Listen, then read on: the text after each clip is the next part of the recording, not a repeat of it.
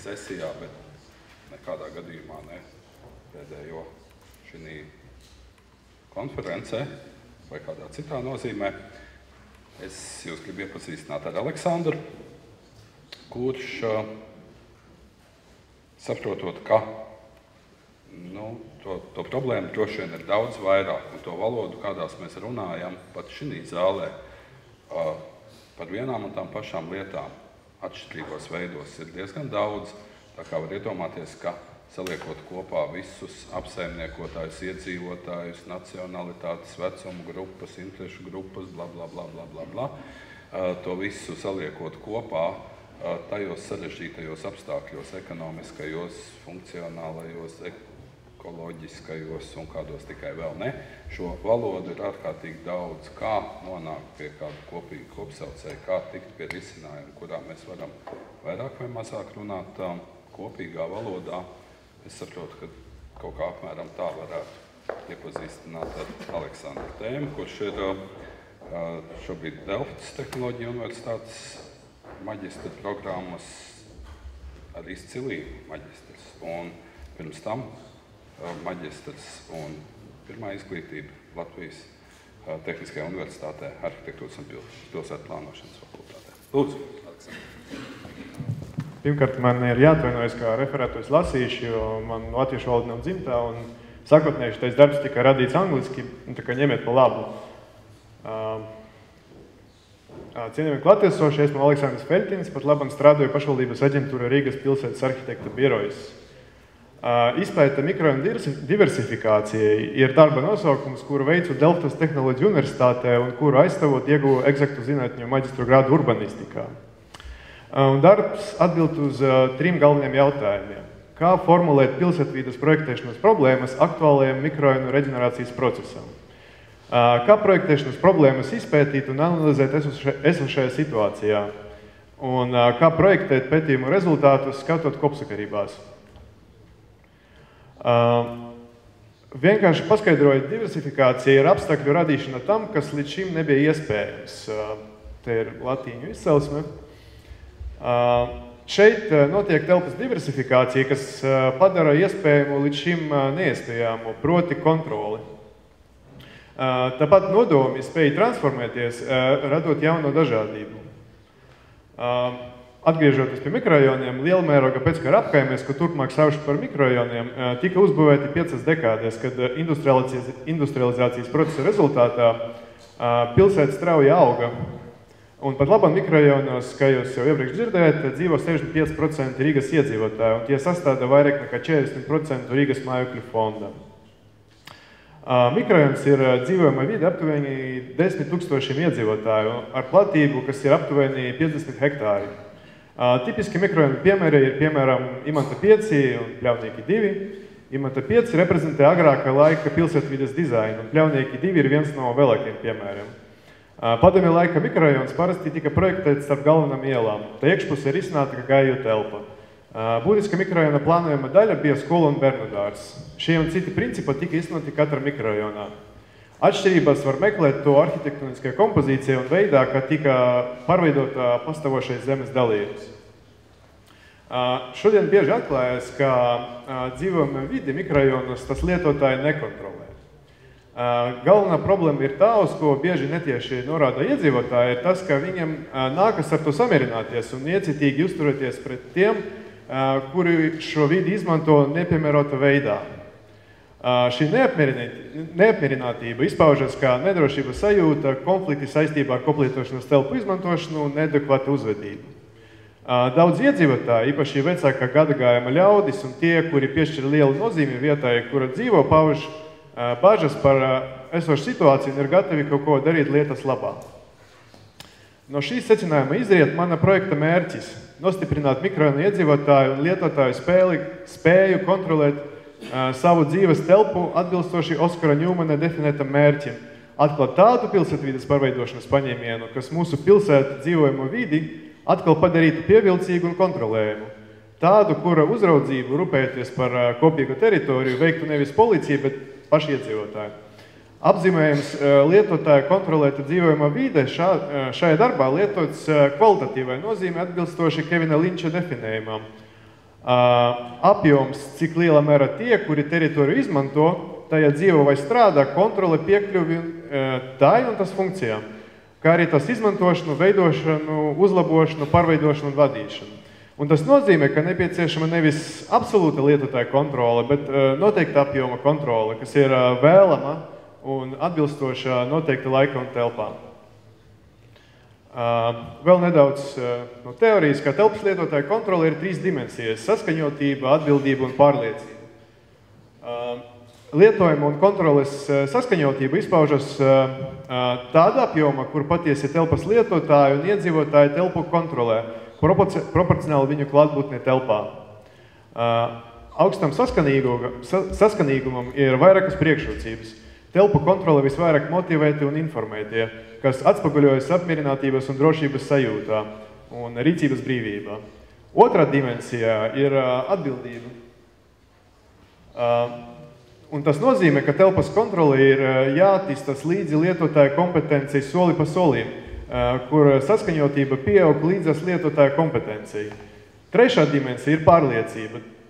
Tāda apjomā, kurā cilvēki saprot kontroles sistēmu un var paredzēt tas darbības veidu. Ir 2 veidi, kāda mēs varam līdzsvarot lietotāja kontroles dimensijas ar tiesības uz telpam, ko nevajadzētu jaukt ar īpašumtiesībām un konfliktu novēršanas mehānismiem. Diagrammai pa vidu. Tiesības uz telpu ir atdalāmas un nemainīgas. Te praktiski var izdalīt vismaz 5 dažādas viņas. Un konflikts telpas kontrole var tikt novērsts ar vienpratību par telpas izmantošanu, kontroli no ārpuses, līdzas pastāvēšanu, atdalīšanu telpā un atdalīšanu laikā. Un formāli teritorija ir bioloģisks mehānisms telpu kontrolei. Komunikāciju sistēma šo teritoriju iezīmē. Teritorijām piemīt arī kontroles sistēmas un variācijas. Telpas lietotāja kontrole mikrorajonos, kā arī citā būvētā vīde, pamata tiek nodrošināta 2 veidos. Ar fiziskas struktūras palīdzību, ka tas ir arī komunikācijas sistēma un teritorijas sistēma. Džons Habrakens piedāvā apbūvētas vides modeli, kur atspoguļo šo 2 sistēmu miedarbību. Tā arhitekti un citu projektētāji rada fizisko struktūru vairākos līmeņos un sauc līmeņus par pilsētas struktūram, pilsētas audumu, ēkam, starpsienam un mēbelēm. Lietotāji savukārt rada otru sistēmu, kuru līmeņi atrodas starp fiziskas struktūras līmeņiem. Un šie līmeņi tiek saukti par pilsētu, apkaimi, mājokli un istabu. Un, lai modelis maksimāli atbilstu realitātei, es piedāvāju paplašināt fizisko struktūru ar saskarnes, jeb interfeisu struktūru, kuras uzdevums ir savienot dažādu līmeņu teritorijas. Eko ansambli līmenī fiziskas struktūras elementi, kuras projektē arhitekti pilsētplānotāji, ir ēkas un eko grupas. Ieju zonas un pagalmi veido teritoriju sistēmu. Saskarnes ir vārti, jeb sanpagalmi starp 2 ugunsmūriem. Līdzīgie mikrorajona līmenī eko ansambļi un piebraucamie ceļi ir projektētas struktūras, starp kurām ir koplietošanas teritorija. Saskarsnes šajā gadījumā ir tas pašas ēkas un ceļi. Rajona, jeb apkaimes līmenī projektētas fiziskas struktūras ir galvenās ielas un maģistrāles. Teritoriāla sistēma veido zonas, kuras savelk skolas. Cilvēki bieži vien atšķir apakšteritorijas apkaimēs, vadoties pēc tādiem nosaukumiem kā Pļavnieki 2 un Imanta 5. Saskarnes šajā līmenī ir mikrorajona robežas, kur atrodas veikali un kuru cilvēki mēdz satikties. Lai veicinātu telpas lietotāju kontroli, ir nepieciešams iejaukties. Telpiskam dizainam piedāvāju 3 diagrammas, ar kuram noteikti transformācijas virzieni. Ietilpīga robeža parāda iespējamos sekundāru teritoriju sakārtošanas veidus. Mikrorajona pārējā parāda nepieciešamus rīkus, ar kuriem atbildēt mikrorajona pilsētas kontekstam. Un vienlaidus gājēju telpa parāda iespējamus gājēju zonas sakārtošanas veidus. Pamatīgākā izpētei projekta izvēlējas mikrorajonu Pļavnieki 2, jo tā ir visblīvākā apdzīvota vieta Rīgā un iespējams Latvijā līdz 400 iedzīvotājiem uz 1 hektāru. Tas veidots ar tipiskiem telpiskās kompozīcijas paņēmieniem, tas nav pabeigts, un tā ir izteiktas sociālas problēmas, kas saistītas ar telpas lietotāju kontroli. Katra diagrāma ir izvērsta ar 3 standarta risinājumiem. Ietilpīga robeža var tikt iedziļināta, piemēram, izmantojot dzīvājumu ēku piemājas pagalmus automobiļu novietošanai, norobežot publisko telpu un robežas nozīmi piešķirot postāžētiem, wastelandiem, kas ļoti daudz mikrorajonos. Mikrorajona pārējais ir jānošķir atkarība no mikrorajona urbāna konteksta. Ir iespējami divi pārējie tipi, caurlaidīga un norobežojušā. Un vienlaidus gāju telpa ir nodrošināta ar labāku pārēju no dzīvojama ēku ieejas zonas uz ielu. Tas pats nepieciešams gāju un autotransporta tīklu krustpunktos. Šie vienkārši principi varētu tik izmantoti, izstrādājot plānojumu mēroga 1:10,000 vai detaplānojumu mēroga 1:2000. Lai nonāktu pie iespējas šos principus ievest, ir jāmaina plānošanas process, iekļaujot tajā projektēšanas un izpētes komponentes. Jebkura plānojuma uzdevums ir radīt sakārtotu vidi, nodibinot veselu un daļu attiecības, bet rezultātā tas nenotiek. Un mikrorajonā sakotnējs plānojums neapšaubām ir totalitārā kopā, kuras daļas, iekšpagalma, mikrorajona robeža un cits funkcionāli sabrūk. Savukārt, pievienojot jaunas daļas, jaunas eks, piemēram, neveidojas funkcionālais veselums, piemēram, lielveikals un mikrorajons, jauna dzīvojama ēka un iekškvartāla iela. Faktiski tā plānošanas sistēma plānojums ir jāmaina uz vides diagnostiku. Un diagnostikas uzdevums šai piemērā ir atbildīt uz jautājumu, kā telpas lietotāja kontrole ir izplatīta telpā. Diagnostikas metode ir definēta un aprakstīta Kristofera Aleksandra darbā Oregonas eksperiments. Plānojumus parāda, kas ir pareizi nākotnē, diagnostika parāda, kas nav kārtībā šodien. Diagnostikas uzdevums ir noteikt telpas lietotāja absolūtas vērtības izvietojuma telpā. Absolūtas vērtības varētu tikt noteiktas burtiski braucot vai staigojot ar mikrorajonu telpu, tā piemēram iespējams noteikt telpas kontroles pakāpi vietējā ielas šķērsprofila telpā, apzīmējot braucamas daļās, ko kontroli vadītāji, autonovietnes, plānotas un neplānotas gāju ceļus, gar tām apstādījumus un postāžas, teritorijas, kuras ir lietojumi neviens nokontrolē. Līdzīgi var iziet cauri gāju telpai pagalmiem, tāpat kā gar ielām dažos pagalmos konfigurācijas dēļ ir vairāk šo postāžu nekā citos. Te līdzās izmantošanas pakāpei var atšķirt telpas, kas nav sevišķi drošas, atzīmētas ar sarkanu krāsu zīmējumos, piemēram, starp dzīvojumu ēku aizmugurēm un bērnu dārzu žogiem. Tāpat diagnostikas plānā ir iespējams izsekot līdzi aktuālajām telpiskām problēmām, piemēram, autonovietņu koncentrāciju un to izvietojumam. Pētījums atklāja, ka Pļavniekos 2 mikrorajona mēroga autostāvvietu pietiek, ja ņem vērā vidēju Rīgas automobiļu skaitu uz iedzīvotāju. Savukārt liela apstādījuma īpatsvara dēļ un sakotnēja pilsētvides dizaina dēļ dažos pagalmos autonovietņu skaits nepieciešams palielināt. Dalīta īpašuma problēma var tikt noteikta diagnostikas plānā tāpat, izdalot galvenos problematizācijas tipus. Tēmas vēlāk nedaudz. Un faktiski ir ļoti svarīgi dabūt adekvātu informāciju par telpas lietotāju kontroli, un te faktiski ir nepieciešama kaut kāda kvalitatīva izpētes metodas, piemēram, Džona Saiselā piedāvāta metodika Inquiry by Design, jeb latviski izmeklēšana projektējot. Piemēram, netieša novērošana varētu izpausties kā taciņu kartēšana, kas dod vērtīgu informāciju par iedzīvotāju patiesiem kustības trajektoriem mikrorajonā. Fokusētas intervijas nepieciešamas, lai saprastu telpas lietotāju kontroles apjomu un izvietojumu telpā. No diagnostika rezultātā mēs iegūstam problēmu lauku, kurš šajā gadījumā sastāv no 7 problēmu situāciju kopā telpai, sociālai saskarsmei, aizstāvamai telpai, telpas formai, sekundāram teritorijam, telpas pārvaldei, kustības telpai un pilsētas kontekstam.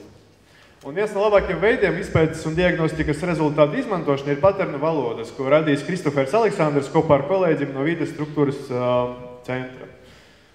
Paterns ir līdzīgs uzvedības apstākļiem. Tie sastāv no telpas, tas apkārtnes un satura, cilvēkiem un viņa aktivitātēm. Paterna iekšējā struktūra ir faktiski dubultapgalvojums, kas satura kontekstu, konfliktējušas darbības un konfigurāciju. Un paterni savā starpā ir saistīti, un tas nozīmē, ka projektējot ar paterniem ir nevienmēr problēmas jārisina divos līmeņos, kas ir virs un kas ir zem tā paterna. Bet, lai izmantotu paternes projektēšanā, kur analīzes un izpētes rezultātā tā kā pārklājas, ir iespējams izdalīt tos paternus, kuri pamata citiem. Tie ir tādi 3 paternu narratīvi, tāda sociāla paternu kopa, cilvēka dimensija, diagnostikas paterni un projektēšanas principi. Piemēram, sociāla paterni atspoguļo, kā mobilitātes tīkli mikrorajonos strādā. Gāju tīkls ir nevienlīdzīgs izmantošanā orientieru un mērķu izvietošanas dēļ. Diagnostikas paterni ir apbūvēts formas rezultējušas īpašības. Tā, piemēram, garu skatu līnijas, kompozicionālas pieejas rezultāti, tādā veidā, kā mikrorajoni tika uzbūvēti, piedāvā vizuālus norādījumus gājējiem, kas rezultējas izceļos ar atklātām telpām. Un projektēšanas principi ir nevis izpētes, bet pilsētvides dizaina rezultāts. Un es ilustrēšu paternu kopu izmantošanu ar vienu no izstrādātiem projektiem. Tā viens no iespējamiem fizikas vides sakārtošanas projektiem Pļavniekos varētu būt stadiona teritorijas attīstību. Šajā projektā tika izmantot diagrammā ietilpīga robeža.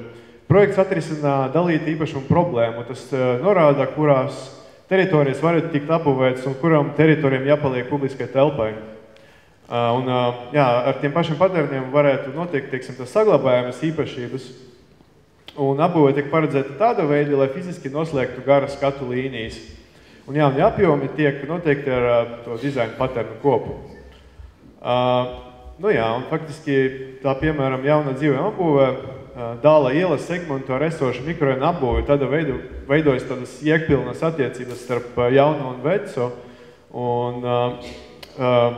vietās, kur, piemēram, ir tā svarīga, tā vizuāla saikne, var izmantot ūdeni, kas tā kā saglabātu vizuālu saiti, bet kalpo kā vislabākais žoks. Un kopumā paņēmiens tika izmēģināts 7 dažādās situācijas, un paternu valoda ir efektīvs rīks, lai apvienotu iedzīvotāju, apsaimniekotāju, pētnieku, teoretiskas zināšanas, precedentus un arhitekta prasmi vienota valoda, kurā sekmētu pakāpenisko ilgspējīgu mājokļu vides attīstības procesu. Es gribētu akcentēt, ka lietotāja kontrole iedvesmoja šo darbu, bet katrs var atrast un aprakstīt savus vides mainīgos, kuri šķiet būtiski šodienas un nākotnes kontekstā.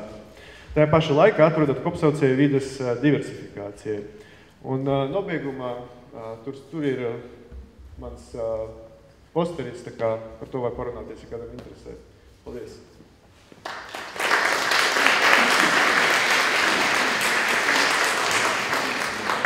Paldies, Aleksandr! Paldies ādējiem lektoriem par to, ka jūs samērā veiksmīgi ievērojāt laiku.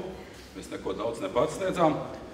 Un es tagad gribētu lūgt jūs visus apakaļ pie galda ar iespēju atzert ūdeni.